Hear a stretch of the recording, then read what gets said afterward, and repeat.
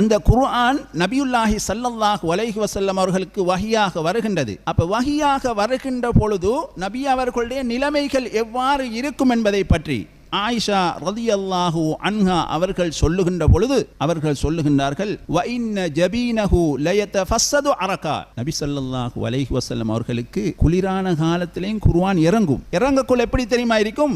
அவர்களுடைய நெற்றியிலிருந்து வியர்வை வடிந்து கொண்டிருக்கும். சுப்ஹானல்லாஹ். சவுதியில கூல் காலம் எப்படி என்று தெரியும், சூடு காலம் எப்படி என்று தெரியும். அந்த கூல் காலத்திலேயும் வஹி இறங்கினால் நபி ஸல்லல்லாஹு அலைஹி வஸல்லம் அவர்களுடைய நெற்றியிலிருந்து வியர்வை வடியும். அப்படி பவரான ஒன்றுதான் இந்த குர்ஆன். இந்த குர்ஆனை ஒரு ஆள் உள்ளத்துல சுமந்துட்டாருன்னு வச்சுக்கோங்க, அவருக்கு அவருடைய பவர் தெரியாட்டி தான் சிக்கல். என்ன பவர்? அந்த குர்ஆனை ஒரு ஆள் சுமந்தார் என்று சொன்னா அவருக்கு உலகத்தில் இருக்கக்கூடிய வேண்டிய அறிவை சுமக்கலாம். அவர் டாக்டருக்கு படிக்கலாம், என்ஜினியருக்கு படிக்கலாம் ஏன்னா அப்படி மனன சக்தியை அது உருவாக்கி கொடுக்கும். 30 ஜுஸ்வம் உள்ளத்தில் சுமப்பது என்பது லேசான காரியம் அல்ல. நபியுல்லாஹி ஸல்லல்லாஹு அலைஹி வஸல்லம் அவர்கள் முதல் ஹாஃபிஸ்.